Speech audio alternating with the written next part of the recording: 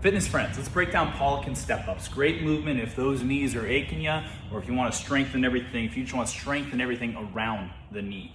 So what she looks like, toe on the edge of an elevated surface.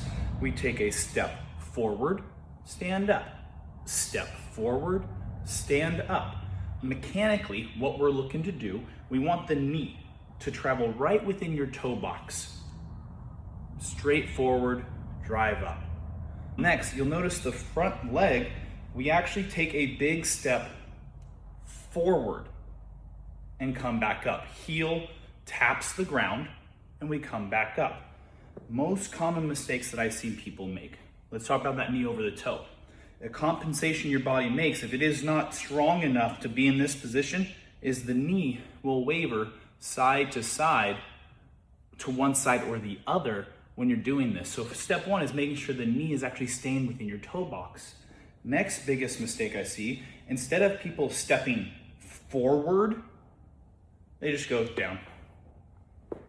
And this just doesn't do a whole lot but waste your time. Third mistake, balance. Yes, if you have the balance to do this without support, that's great. It will end up being more challenging, more beneficial. But if you are fucking doing this, not great. It's okay to have a little balance and support while you're going through the motion. And then fourth mistake, also extremely common, people just go fast for whatever reason. People like working out fast, I don't know why. But I see people do this because they just want to get it over with, I imagine. Slow and steady.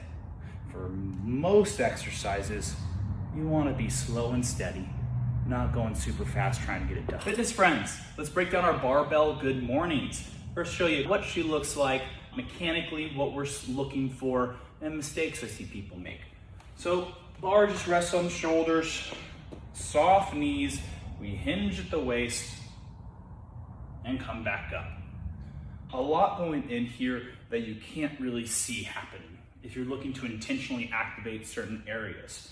We're targeting our posterior chain, hamstrings, into the lower part of the glute. Now, if we're doing this properly, we have soft knees, they're not locked out. As you go down, they do not bend forward at all. Opposite, we want to think about pulling them back. Not enough to straighten them, but we do pull the knees back as we stick your butt backwards. We don't want to see the chest or the shoulders go lower than the hips, and we stand back up. Now to stand up, this is where you can't really see people do it incorrectly, but a lot of people don't activate properly in this position.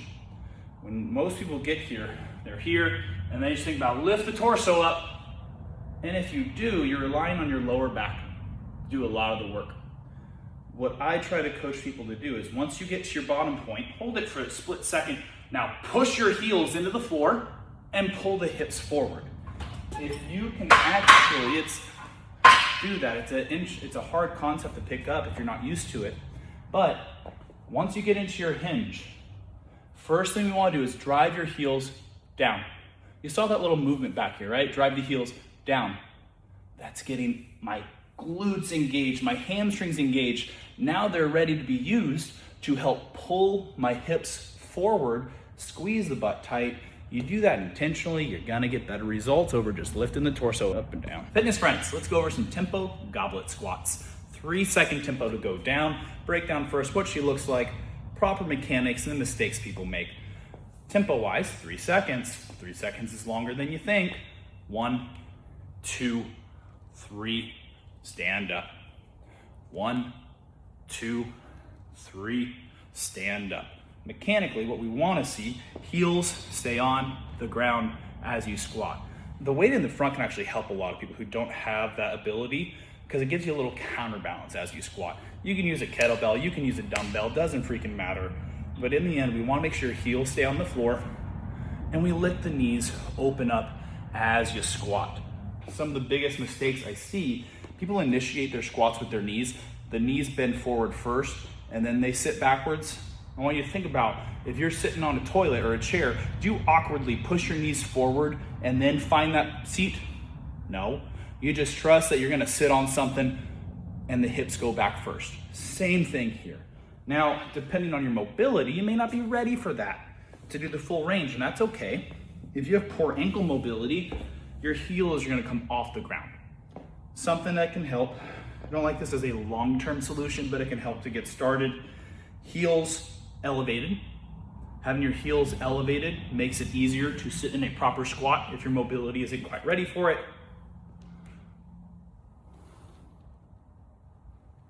So boom. Little adjustment you can use if you're just learning. Fitness friends, gonna go over a TRX single arm row with a twist. Just add a little something to make this spicier. First, let's just give you a visual of what she looks like, then we'll break down mistakes and proper technique. So what we're looking for, movement starts up here. We control ourselves down, twist, just hang, twist back up, and pull.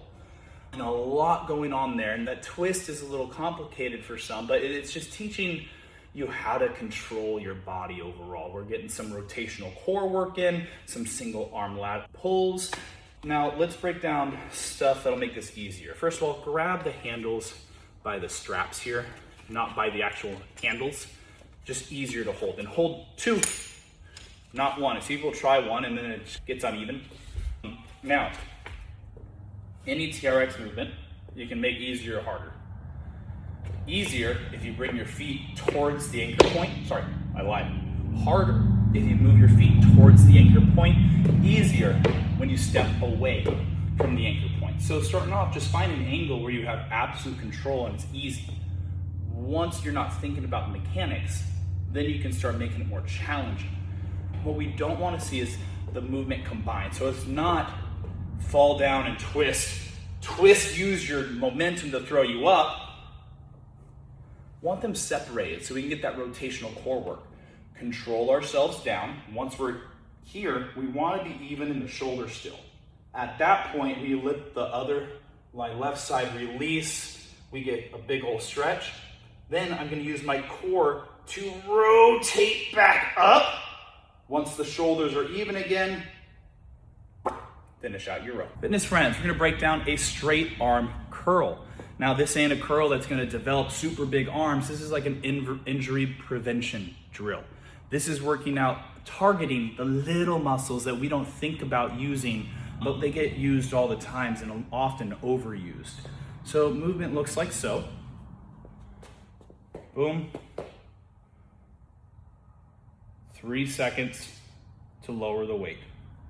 Looks silly with the little weight, but promise you after a few reps, you're gonna start feeling it. This isn't designed to be heavy. You don't need a 20-pound dumbbell to do this. Guys, listen, get the ego out, take it away from your head. Lighter weights are okay to lift every now and then.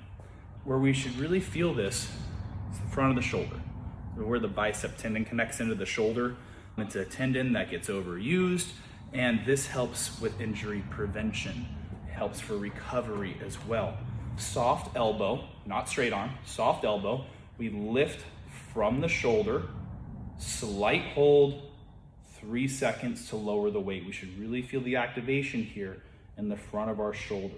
Obviously, yeah, you can increase the weight slightly as you get used to the motion.